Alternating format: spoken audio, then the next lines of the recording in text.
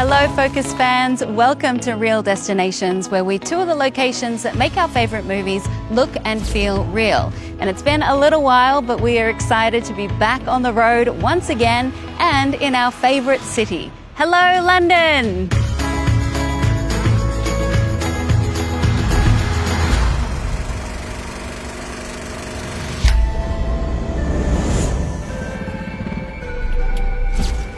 So what brings you down then? I'm studying London College of Fashion. Last Night in Soho follows young Eloise, an aspiring fashion designer who moves to the city to chase her dreams. But these dreams soon turn to nightmares as Eloise starts to have visions that bleed into her reality. When do you come in?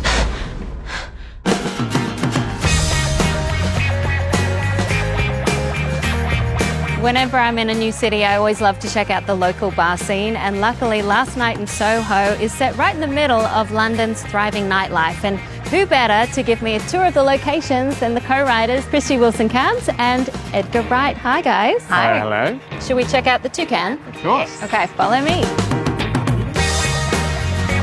Welcome to the Toucan. Now from that name you might be expecting some kind of tropical tiki bar, but this popular Irish pub was named after the Guinness toucan. So cheers guys. Cheers. Cheers to Soho. Soho. Woo! Come on Ellie, keep up. Let's go! Edgar, tell me about the initial idea for this film and how much was it driven by the fact that you wanted to shoot here in Soho? In the 27 years that I've lived in London, I think I've spent more time in Soho than any other neighbourhood. It really is, like, to me, the sort of heart of London and the darker heart of the city as well. The two kind of coexist in plain sight, so it's a source of much obsession. If I could live any place and any time, I'd live here in London in the 60s. When I came here for film school, I lived above a strip club on Dean Street and I worked here at the Toucan for about 5 years. So I had lived some of the film, both the seedier aspects of it and like the showbiz side of it. Tell us a little bit about the history of the Toucan, because I know in the 60s it was a Greek restaurant. Yeah, it was a Greek restaurant. Jimi Hendrix played here. It was like one of the hot music spots and it's a very small pub, so it's like sometimes you're like, how did that fit happen? in here? Action. We recreated this bar at Ealing Studios and it looked very, very similar. I think actually we stole quite a lot of the stuff from the walls and put it onto the set, especially a lot of the Guinness memorabilia, the vintage stuff. There's scenes that we shot in the real bar upstairs and we obviously shoot outside, and we also shoot the kind of the stairs going out to the street, which when I was setting up the shot, Terence Stamp said, "You're not going to use this shot in the movie, are you?" I said, "Yeah, why not?" And he goes, "This doesn't belong on the cinema screen." I'm on Goose Place, number 8.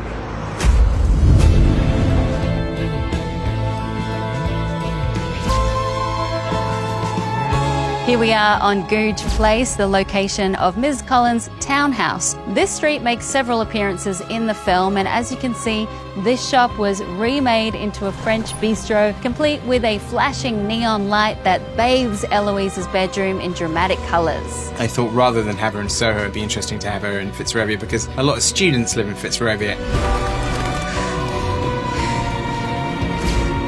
And then the London College of Fashion itself is one of those amazing, like, brutalist buildings from the early 60s. We used the real building inside and out in the movie, which is probably the busiest place in London.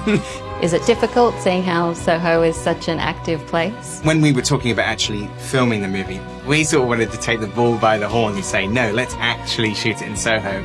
And that's tough because Soho is 24/7. So it required an enormous amount of planning, but I'm really proud that we didn't have to fake Soho anywhere else, you know. Killer. It is.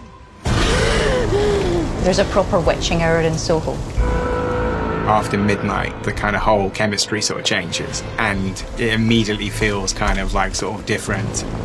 This is Newman's Passage, a historic alleyway where Eloise finds herself in a horrific situation. Any Soho night, your chances of running into somebody who is pretending to be something they're not is high. It's closed. Not for you. Some of the iconic scenes in the film take place in impressive cabaret theatres, like the fictional Rialto set here on Greek Street. can't wait to get back in there. It's no Café de Paris. But the very real and quite famous Café de Paris is the setting for one of the most significant sequences in the film, when Eloise first crosses into the past and quite literally follows in Sandy's footsteps. We didn't use the real exterior because the actual street is quite kind of narrow and we needed a big approach to it, so we used a different cinema on the Haymarket. Marcus Rowland, our amazing production owner, created the Café de Paris entrance. We put that big Thunderball marquee up, and then apparently quite a few people tried to buy tickets for Thunderball because they thought it was playing. The actual Café de Paris has a nightclub that's downstairs, so we shot that as a stage. And we made it a little bit bigger than the real one, just to sort of accommodate some of the camera shots we wanted to do. I walked with Dame Diana Rigg, the late Diana Rigg, to the Café de Paris set, and she saw it and she sort of had this kind of moment of reverie where she goes, "Oh, it looks amazing." She goes, "It looks exactly like it did. Oh, you must tell your production designer he did an amazing job." I can't believe it. I can. There are people who walk around a city and never think about the past, and there are people like me and Krysty who walk around the city and can't think of anything else. I just love Soho, and to create a time capsule of it. And it was like, you know, the bar I worked in, the street I lived on. It was very surreal that all these locations were used, and I get to watch the film and be like, I know that place, I know that place. So, yeah, it's special. Well, Krysty Wilson-Cairns and Edgar Wright, thank you so much. Thank you. Cheers. Cheers. Almost finished. Down it. It's not that great to down a half pint of Guinness. As always, London proves herself to be a cinematic backdrop for a Focus Features film, and make sure you check out Last Night in Soho to see all of these dazzling locations, now playing only in theatres. And stay tuned to visit some new locations in our upcoming episodes. I'm Alicia Malone. I'll see you at the next Real Destination. Bye.